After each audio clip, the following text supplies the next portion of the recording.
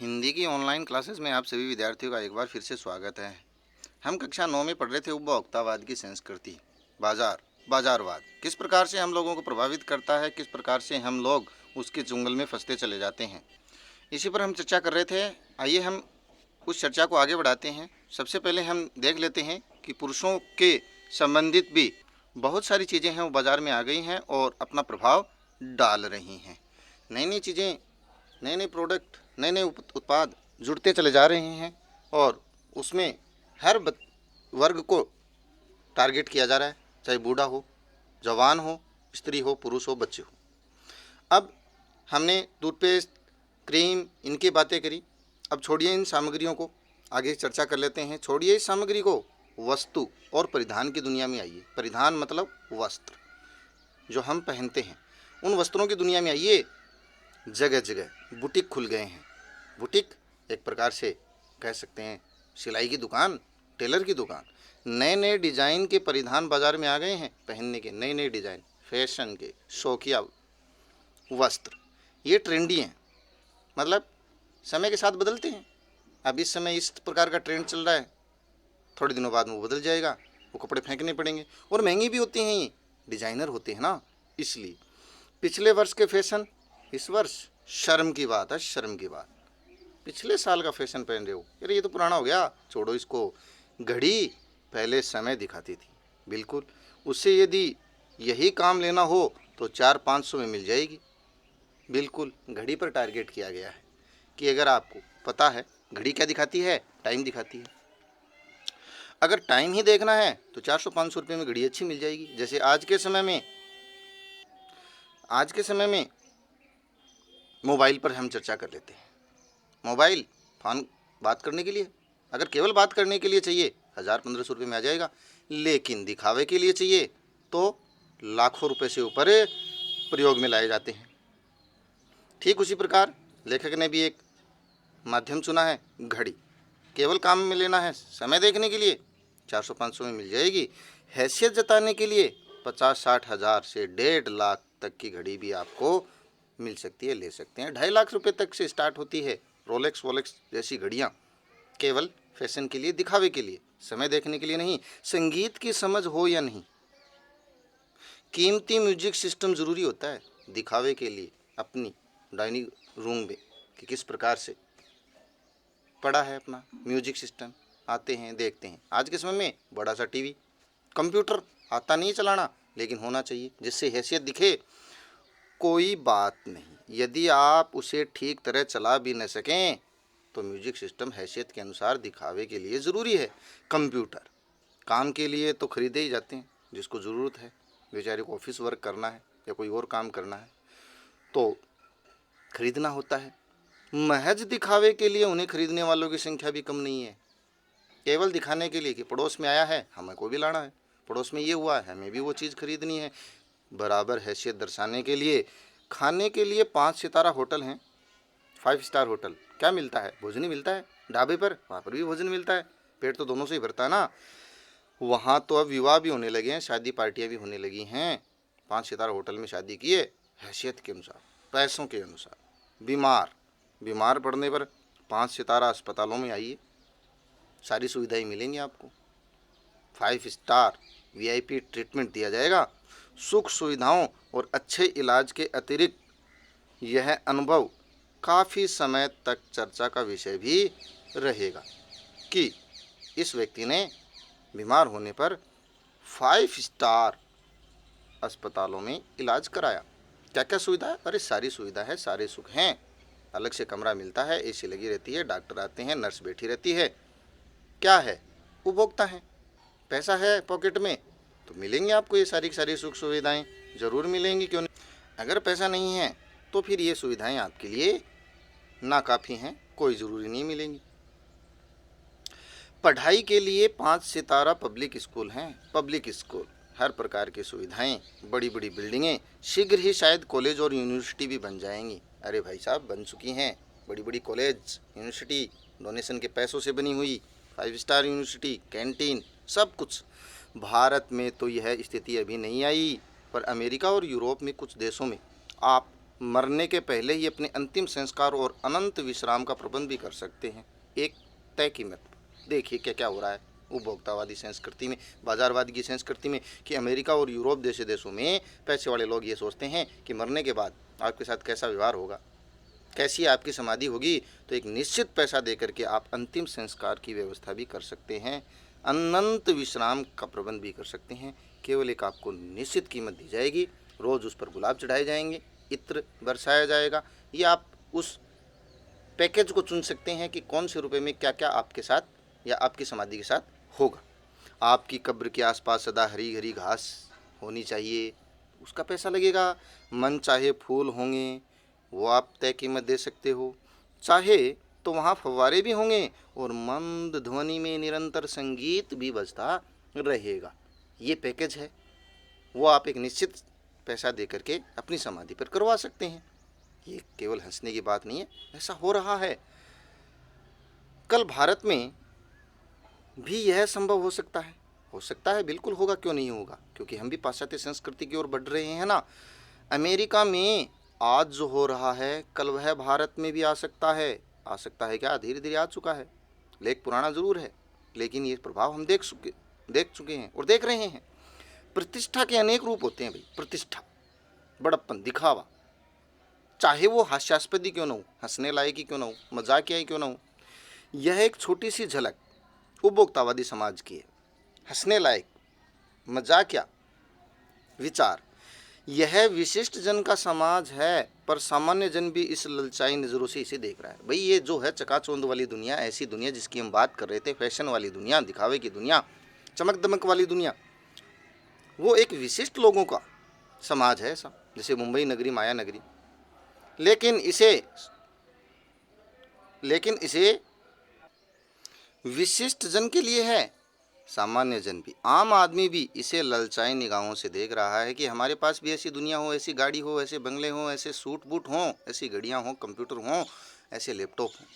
उनकी दृष्टि में एक विज्ञापन की भाषा में यही है राइट चॉइस बेबी। उनके लिए तो यही है, जैसे विज्ञापन में बोला जाता है, यही है राइट चॉइस बेबी, मतलब यही है सही विकल्प, इसके अलावा कोई विकल्प ही नहीं है। बिल्कुल आम आदमी बेचारा उनको देखता है और सोचता है कि मेरे पास भी ऐसा होना चाहिए। ये देखो विज्ञापन के कुछ उदाहरण छाया चित्रों के माध्यम से आपको दिखाई दे रही हैं। अब विषय की गंभीर पक्ष की ओर जाएंगे। आपको मजाक लग रहा होगा, इस उपभोक्ता संस्कृति का विकास भारत में क्यों हो रहा है। प्रश्न ये बनता है कि भारत में इस संस्कृति का विकास क्यों हो रहा है। अरे सामंती संस्कृति के तत्व भारत में पहले भी रहे हैं और उपभोक्तावाद इस संस्कृति से जुड़ा रहा है। सामंती उच्च वर्ग, जिसे संभ्रांत वर्ग मानते हैं, कुलीन वर्ग जिसे कहते हैं, राजा महाराजाओं वाले, जागीरदारों वाले, आज भी वैसे वर्ग के लोग समाज में आपको मिलेंगे। आज सामंत बदल गए हैं, सामंत बदल चुके हैं। सामंती संस्कृति का मुहावरा बदल गया है। सामंती संस्कृति मतलब राजा महाराजाओं के सामंत तो नहीं रहे हैं, लेकिन मंत्री शंत्री, करोड़पति, खिलाड़ी, ऐसे बिजनेस वर्ग के लोग तो आपको फिर भी मिल जाएंगे ना इस समय। बिल्कुल, हम संस्कृति या सांस्कृतिक अस्मिता की बात कितनी ही करें, परंपराओं का अवमूल्यन हुआ है, इसकी बात कितना भी करें, आस्थाओं का क्षरण हो रहा है, आस्थाएं कमज़ोर हो रही हैं, विश्वास कमज़ोर हो रहा है, ये कितनी भी बातें करें, लेकिन कड़वा सच तो यह है कि हम बौद्धिक दास्ता स्वीकार कर रहे हैं। बौद्धिक दास्ता क्या होती है? दिमागी दास्ता, ज्ञान की दास्ता। गुलाम हो रहे हैं ज्ञान, कौन से? पश्चिम के सांस्कृतिक उपनिवेश बन रहे हैं। पहले तो बंदूक के बल पर उपनिवेश बने। उपनिवेश मतलब कोई बड़ा शासक या बड़ा देश, ताकतवर देश दूसरे देश को अपने अधिग्रहण में कर लेता है तो वो उपनिवेश कहलाता है, जैसे भारत था इंग्लैंड का उपनिवेश। लेकिन अब वो स्थिति नहीं है। बौद्धिक दास्ता, आर्थिक दास्ता भी बोल सकते हैं। पूरा बाजार हम दूसरों के हवाले कर दें, जैसे चाइना के हवाले कर चुके हैं, हम बचने का प्रयास कर रहे हैं। उसी प्रकार बौद्धिक दास्ता, कैसी दास्ता? जो पश्चिमी संस्कृति के उपनिवेश बन रहे हैं, पश्चिमी विचारधारा अपने समाज से जोड़े चले जा रहे हैं। हमारा समाज अलग है, लेकिन फिर भी हम पश्चिमी समाज की विचारधारा को अपने समाज में बनाते जा रहे हैं, बढ़ाते जा रहे हैं, और इसे सांस्कृतिक उपनिवेश कह सकते हैं पश्चिम सभ्यता का। हमारी नई संस्कृति अनुकरण की संस्कृति है। हम अनुकरण करते हैं, दिखावा करते हैं। हम ये नहीं विचार करते कि ये चीज़ करने योग्य है या फिर ये चीज़ करने योग्य नहीं है। हम तो केवल ये सोचते हैं कि वो कर रहा है, हमें भी करना है। दिखावा, केवल नकल करनी है। हम आधुनिकता के झूठे प्रतिमान अपनाते जा रहे हैं, आधुनिक शब्द का झूठा उदाहरण ले रहे हैं। हम फैशनेबल वस्तुओं का इस्तेमाल करने को आधुनिक शब्द से जोड़ रहे हैं, जो कि गलत है। इसमें कौन सी आधुनिकता है भाई? प्रतिष्ठा की अंधी प्रतिस्पर्धा में जो अपना है उसे खोकर के छद्म आधुनिकता की गिरफ्त में आ रहे हैं। बहुत अच्छी लाइन आई है। क्या लाइन आई है? दोबारा से देखते हैं कि प्रतिष्ठा की अंधी प्रतिस्पर्धा, प्रतिष्ठा अपना मान सम्मान बढ़ाने के लिए अंधा अनुकरण कर रहे हैं, प्रतिस्पर्धा नहीं प्रतियोगिता कर रहे हैं, अंधी प्रतियोगिता कर रहे हैं प्रतिष्ठा के नाम पर। और हम उसे जो अपना है, अपनी जो संस्कृति है, अपने जो विचार है, उसे खो रहे हैं। और झूठा छल कपट वाला आधुनिकता वाला जो दिखावा है उसकी गिरफ्त में आ रहे हैं, उसके कब्जे में आ रहे हैं, उसकी कैद में आ रहे हैं। संस्कृति की नियंत्रक शक्तियों के क्षीण हो जाने के कारण हम दिग्भ्रमित हो रहे हैं। संस्कृति को जो नियंत्रित करती थी वो शक्तियाँ क्या हो रही हैं? थोड़ी कमज़ोर हो रही हैं, क्योंकि हमारे विचार जो पौराणिक विचार थे वो हम कम अपना रहे हैं, उनको हम भुला चुके हैं। इसके कारण हम क्या हो रहे हैं? दिग्भ्रमित, मतलब राह छोड़ रहे हैं, असली राह, भ्रमित हो रहे हैं, भ्रम में घूम रहे हैं। हमारा समाज ही अन्य निर्देशित होता जा रहा है। हम दूसरों के निर्देशन में कार्य कर रहे हैं। हमारा समाज अन्य दूसरों द्वारा निर्देशित किए जा रहे हैं। कैसे के? तो दूसरों के रिमोट से हम चल रहे हैं, ऐसा हमें प्रतीत हो रहा है। बड़ी अजीब बात है कि हम दूसरों द्वारा निर्देशित होकर के आगे बढ़ रहे हैं। विज्ञापन और प्रसार के सूक्ष्म तंत्र हमारी मानसिकता बदल रहे हैं। विज्ञापन के कारण हम अपनी मानसिकता, अपने विचार को बदल रहे हैं। जो पौराणिक विचार थे, जो अच्छे विचार थे, जो गुण थे, सद्गुण थे, उनको हम वैज्ञानिक या क्या कह सकते हैं, विज्ञापन के कारण बदल रहे हैं। छोटा सा तंत्र है विज्ञापन का, दिखावा। एक बड़ा आदमी आता है, दिखाता है वस्तुएं और उसको हम खरीदने के लिए चल पड़ते हैं। उसमें सम्मोहन की शक्ति है, वशीकरण भी है। बस केवल विज्ञापन के इस दिखावे में आकर के हम फंस जाते हैं और उन वस्तुओं को अंधा होकर के प्रयोग में लाना शुरू कर देते हैं। ये है कारण हमारा उपभोक्तावादी संस्कृति का ज़्यादा से ज़्यादा फैलाव का। अंततः इस संस्कृति के फैलाव का परिणाम क्या होगा? बहुत भयानक परिणाम होगा, जो हमने इस पाठ को आरंभ करने से पूर्व ही चर्चा की थी। अशांति, अपराध समाज में बढ़ेगा। यह गंभीर चिंता का विषय है कि इस संस्कृति के फैलाव से होगा क्या। हमारे सीमित संसाधनों का घोर अपव्यय हो रहा है। भाई, इस प्रकृति का जो संसाधन है वो तो सीमित ही है, हमारी आय तो सीमित ही है, लेकिन उसका अपव्यय नहीं करना चाहिए, बचत भी तो करनी चाहिए। जीवन की गुणवत्ता आलू के चिप्स से नहीं सुधर सकती, बिल्कुल नहीं सुधर सकती। रोटियां खानी पड़ेंगी, पौष्टिक भोजन लेना पड़ेगा। नए बहुविज्ञापित शीतल पेयों से, शीतल पदार्थ, कोल्ड ड्रिंक जिसके हम बात कर रहे हैं, उनसे हम अपने जीवन की गुणवत्ता नहीं सुधार सकते। अरे, कोल्ड ड्रिंक का पानी 6-6 महीने तक की एक्सपायरी डेट में आता है, तो सब जानते हैं उसमें कीड़े क्यों नहीं पड़ते हैं। थोड़ा बहुत तो कीटनाशक होगा ही जिससे कीड़े ना पड़े। भले ही सॉरी, भले ही वे अंतर्राष्ट्रीय क्यों न हो, पिज्ज़ा और बर्गर कितने ही आधुनिक क्यों न हो, कूड़ा खाद्य हैं, ताज़ा तो नहीं है ना, पता नहीं कब का बनाया हुआ है, कचरा खान अच्छी बात नहीं है। ताज़ा पकाओ, ताज़ा खाओ, स्वस्थ बनाओ। अब हम इम्यूनिटी की बात करते हैं ना, तो ये चीज़ें इम्यूनिटी नहीं बढ़ा सकते। घर की सादा खाना और उच्च विचार ही हमारी ताकत को बढ़ाते हैं। समाज में वर्गों की दूरी बढ़ रही है, किसके कारण? पैसों के कारण। एक वर्ग उच्च वर्ग की श्रेणी में आता जा रहा है, क्यों? क्योंकि उसके पास सुख सुविधा के बहुत सारे साधन उपलब्ध हैं और उसको हम उच्च वर्ग मान लेते हैं। सामाजिक सरोकारों में कमी आ रही है, एक दूसरे की भलाई का, देखभाल का, सहयोग का जो कार्य है वो समाप्त होता जा रहा है ना। वो सरोकार अब धीरे धीरे नष्ट होते जा रहे हैं। उच्च वर्ग नीचे वर्ग की ओर देखता भी नहीं है ना, ये दिक्कत आ रही है। ये है उपभोक्तावादी संस्कृति का दुष्परिणाम। जीवन का स्तर, यह बढ़ता अंतर आक्रोश और अशांति को जन्म देगा। ये वर्ग आपस में संघर्ष करेंगे, लड़ेंगे, जूझेंगे और अशांति बढ़ेगी समाज में। जैसे जैसे दिखावे की यह संस्कृति फैलेगी, सामाजिक अशांति तो बढ़ेगी ही। लोग चोरी करेंगे उस संस्कृति की ओर बढ़ने के लिए, उपभोक्तावाद की संस्कृति को अच्छे अच्छे उत्पाद का इस्तेमाल करने के लिए, बड़ी बड़ी वस्तुएं खरीदने के लिए चोरी करेंगे, अपराध बढ़ाएंगे, डाका डालेंगे, गुंडागर्दी करेंगे। इससे समाज में अशांति बढ़ेगी। हमारी सांस्कृतिक अस्मिता का भी तो क्या हो रहा है? ह्रास हो रहा है, कमज़ोर हो रही है। हमारी जो संस्कृति थी पूरे विश्व गुरु की, वो संस्कृति क्या होती जा रही है? नष्ट होती जा रही है। हम लक्ष्य भ्रम से पीड़ित हैं, हमारा लक्ष्य ही हमें पता नहीं है। उस भ्रम से हम क्या हो गए हैं? पीड़ित हो चुके हैं, बीमार हो चुके हैं, हमें अपना लक्ष्य भी नहीं सूझ रहा है कि हमें करना क्या है जीवन में। क्या ये उपभोक्ता की वस्तुएं खरीदना ही हमारा लक्ष्य रह गया है? नहीं, विकास के विराट उद्देश्य पीछे हट रहे हैं। जो हम विकास की बात लेकर के चल रहे हैं, वो बड़ा जो उद्देश्य था वो क्या हो रहा है? पीछे चला जा रहा है। हम झूठी तुष्टि यानी संतुष्टि के तात्कालिक लक्ष्यों का पीछा कर रहे हैं। इस समय संतुष्टि मिल जाए, वर्तमान समय में हमारा मन पूरी तरीके से भर जाए, इन तात्कालिक लक्ष्यों का क्या कर रहे हैं? पीछा कर रहे हैं। तो हाथों हाथ जो संतुष्टि मिले उन चीज़ों का पीछा करना, ये क्या होता है? गलत होता है। उस समय तो हम लक्ष्य प्राप्त कर लेंगे, लेकिन वो लक्ष्य विकास की ओर नहीं लेके जाएंगे ना। दिक्कत तो यही होगी। तो झूठी संतुष्टि वाले तात्कालिक लक्ष्यों का पीछा हमें नहीं करना चाहिए। मर्यादाएं टूट रही हैं, अपमान बढ़ रहे हैं समाज में, नैतिक मानदंड ढीले पड़ रहे हैं। जो नैतिकता थी एक दूसरे के सहयोग करने की, एक दूसरे के साथ खड़े रहने की, एक दूसरे को मदद करने की, वो मानदंड नैतिकता वाले वो बदल रहे हैं। आज कौन किसकी मदद करता है? सब स्वार्थ प्रवृत्ति को लेकर आगे बढ़ रहे हैं। व्यक्ति केंद्रता बढ़ रही है।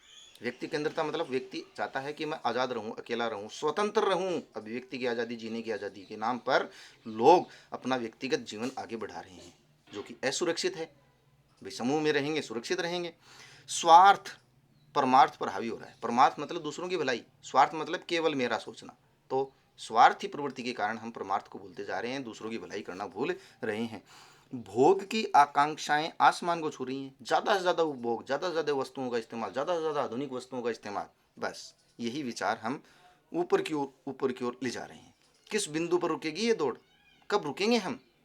उस उपभोक्तावादी संस्कृति से कब निकलेंगे हम? ये बड़ी सोचने की बात है।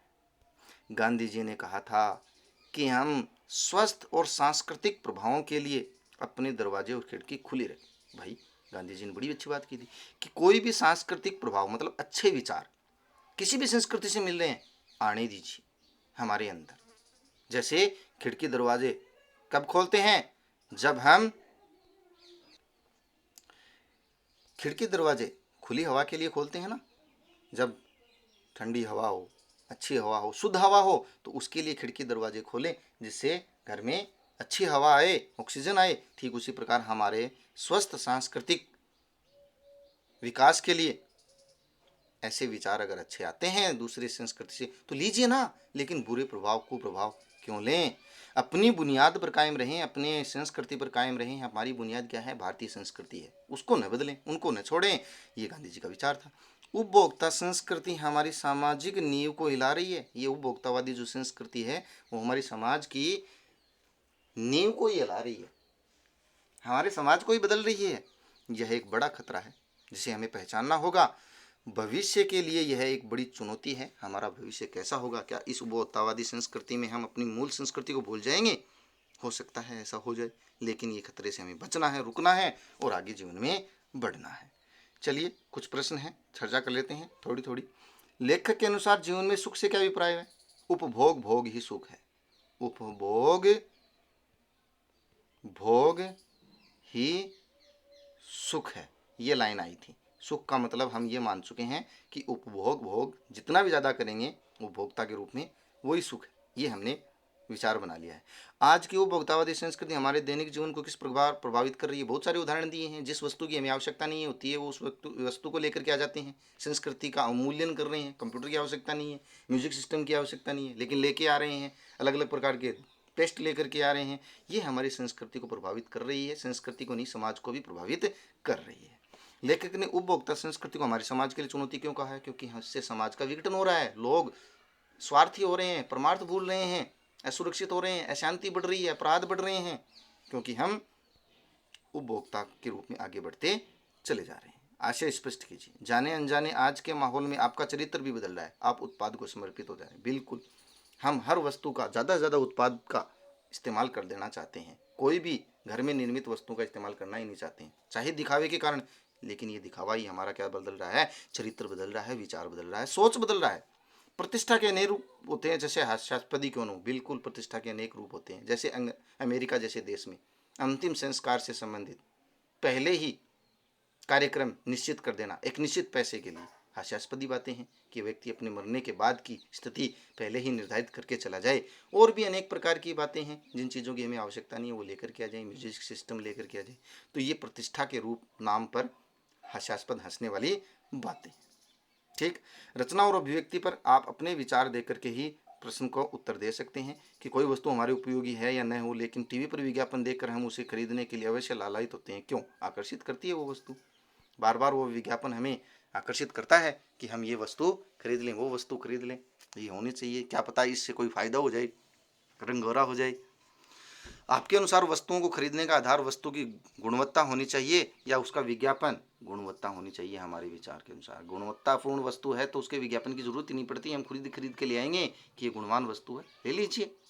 पाठ के आधार पर उपभोक्तावादी युग में पुनः रही दिखावे की संस्कृति पर विचार व्यक्त कीजिए। बिल्कुल, समाज चारों तरफ घिर चुका है, लोग दिखावे के लिए पता नहीं कौन कौन सी वस्तुएं खरीद लेते हैं जिसकी उपयोगिता का उन्हें पता नहीं है, प्रयोग में लाना उसे पता नहीं है, लेकिन समाज में दिखाने के लिए। बिल्कुल, आज उपभोक्ता संस्कृति हमारे रीति रिवाजों और त्योहारों को किस प्रकार प्रभावित कर रही है? बिल्कुल कर रही है। एक अनुच्छेद लिख सकते हैं कि पहले तीज त्योहारों पर हम घर में निर्मित कपड़े पहनते थे, जूते पहनते थे, जैसे ईदगाह कहानी में जिस किसी भी मोची के साथ बने पास बने हुए कपड़े पहनते थे, सॉरी मोची के पास बने हुए जूते पहनते थे, दर्जी से सिले हुए कपड़े पहनते थे। आज मिठाई से लेकर के हर वस्तु हम बाजार से लाना चाहते हैं, चाहे वो मिठाई जहरीली ही क्यों ना हो, लेकिन वहाँ से लेकर के आते हैं। पहले घर में मीठी बनी हुई देसी घी की शुद्ध मिठाई खाते थे। तो इस पर बड़ा अनुच्छेद लिखा जा सकता है। तो आज के लिए इस वीडियो में इतना ही, ये चैप्टर हमारा कंप्लीट होता है। मिलते हैं नए चैप्टर के साथ नए वीडियो में, तब तक के लिए धन्यवाद।